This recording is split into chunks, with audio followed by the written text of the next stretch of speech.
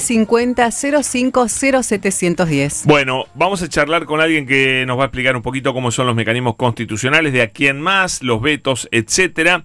Es el abogado constitucionalista Andrés Gil Domínguez. Doctor Gil Domínguez, bienvenido. Pablo Dugan saluda. ¿Cómo va?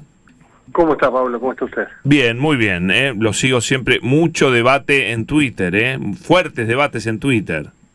Sí, es un ágora ateniense del siglo XXI que uno tiene que aprovechar porque se nutre, se divierte. Lo que tenés que evitar es calentarte y ofenderte. Sí, eso hay que... No siempre lo logra usted. No, yo me hago el enojado, pero disfruto muchísimo. Está muy bien, está muy bien. Bueno, a ver, debates varios. Uno es el veto, ¿no? ¿En qué momento puede vetarse una ley? Una vez que el Congreso la sanciona, el Poder Ejecutivo tiene un plazo de 10 días para poder vetarla total o parcialmente. Uh-huh. En ambos casos, si la veta total o parcialmente, el proyecto de ley vuelve al Congreso, vuelve a la Cámara de Origen. Si la Cámara de Origen consigue una insistencia con el voto de los 2/3 de los miembros presentes, pasa a la Cámara Revisora. Y si la Cámara Revisora logra insistir con un voto de los 2/3 de los miembros presentes, entonces esto se transforma en una ley y el Poder Ejecutivo debe promulgarla y publicarla en el boletín oficial.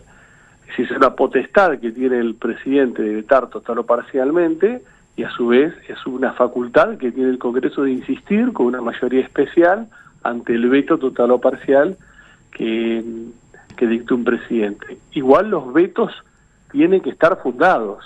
No es que un presidente puede decir veto porque quiero. ¿El veto fundado en equilibrio fiscal, en prudencia fiscal? El veto en argumentos que tienen que ser razonables, que tienen que ser proporcionados, que tienen que ser justificables, porque no es que es una voluntad discrecional absoluta del Ejecutivo que le ejerce sin ningún tipo de fundamento, sin ningún tipo de motivación, y porque se le canta. Y aparte yo considero, y pertenezco a una minoría, pero que también el veto es susceptible cuando es irrazonable, cuando no tiene fundamentos, cuando solamente responde a meras cuestiones políticas y no tiene un fundamento jurídico, también es susceptible de ser controlado judicialmente. Claro.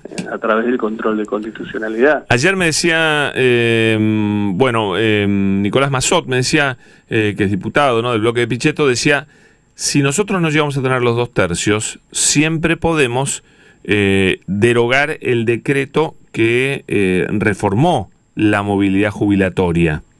¿Eso lo ve viable? Si se llega a lograr eso en las dos cámaras, volvería a regir la fórmula de movilidad jubilatoria del gobierno de Alberto Fernández. Sí, pero para eso tiene que lograr una ley. Y el presidente siempre está a tiro de veto. No, lo tiene que hacer, pero ellos no pueden derogar el decreto, revisar el decreto y derogarlo. Ellos pueden derogarlo a través.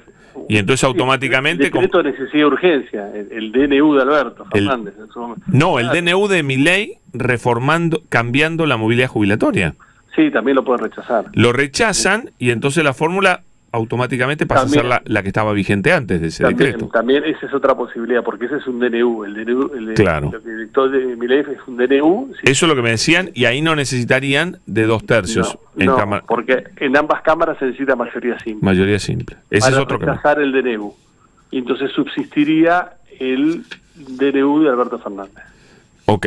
Después, ¿alguna duda con lo que pasó ayer en diputados? Con la caída con la media sanción, hay que esperar a ver qué pasa en la Cámara de Senadores con el DNU de los 100.000 millones de fondos reservados para la CIDE. Sí, bueno, en la medida en que la Cámara de Senadores también lo rechace, ese decreto de necesidad y urgencia es nulo en nulidad absoluta e insanable, porque así lo establece la Constitución argentina. Y el efecto de la nulidad absoluta e insanable es que se tiene como que nunca existió y nunca surtió efectos.